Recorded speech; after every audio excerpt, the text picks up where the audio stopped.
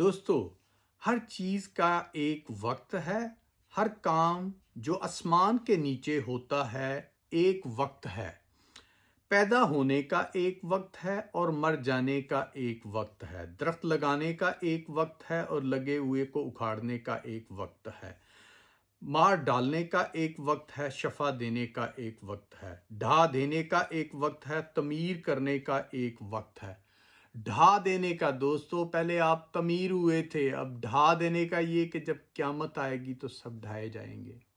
اور وہ وقت آنے سے پہلے دوستو آپ کے پاس وقت ہے، کیونکہ مسیح کی دوسری آمد کا وقت ہے۔